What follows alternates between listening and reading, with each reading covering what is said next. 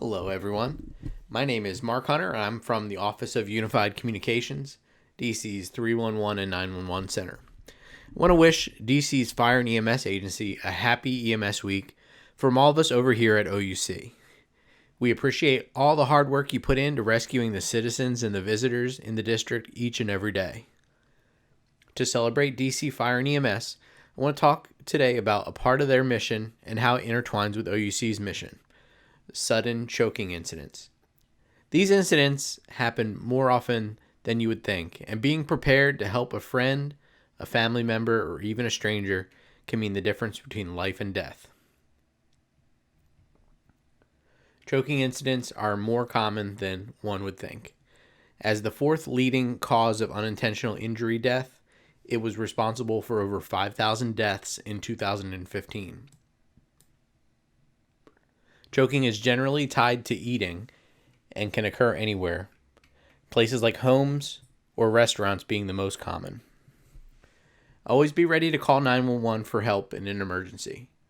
OUC's call takers will help notify first responders and give you the most appropriate emergency instructions while those responders are en route.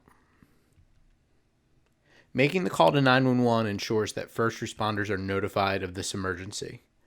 Early access to 911 gives the patient the best chance of survival in choking incidents. Give the operator the location and be sure to repeat it to verify the location when you're asked. Answer the call taker's triage questions so they can send the most appropriate help. OUC's call takers are trained to give life-saving instructions to help clear the blockage. This means you can start to help the patient immediately with their guidance while the first responders are on the way. Patients who are choking have a blockage that is restricting their ability to talk, cough, or breathe. When you call 911, the operator will give you life-saving instructions on how to help while the first responders are on the way. These instructions are specific to an adult patient that is conscious.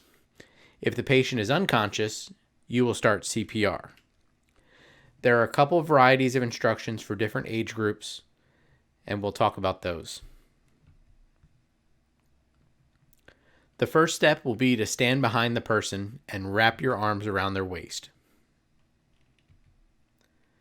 You'll next make a fist with one hand and place it against the stomach, in the middle, slightly above the navel. You will grasp your first hand with the other. Press into the stomach with quick upward thrusts. You'll repeat these thrusts until the item is expelled. If the patient becomes unconscious, start CPR and let the 911 call taker know. It's important to note that these same instructions would apply to a child so long as they're over 1 year of age.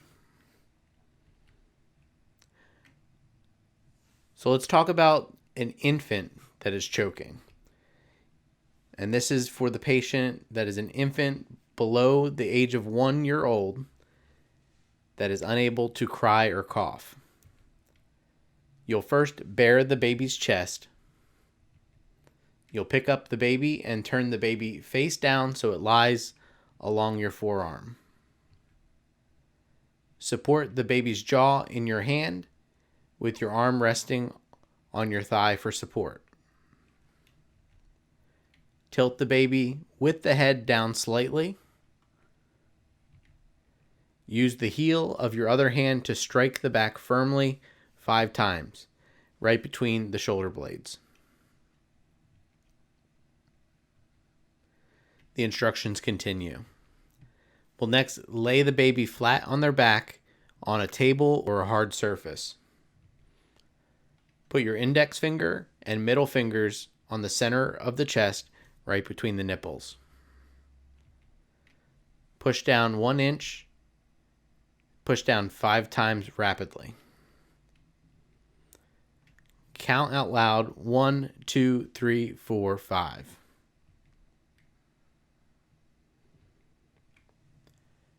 As mentioned, instructions vary from situation to situation. For instance, patients under the age of 1 or 12 months will receive different instructions than children that are older than 1 year old. The same is true for pregnant or obese patients. These instructions will be slightly different when you receive them from the 911 call taker. Be sure to follow the instructions given to you by 911 until help arrives. Continue to talk with the 911 call taker and follow their instructions until help arrives. If someone is available, have them ready to guide the first responders to the patient.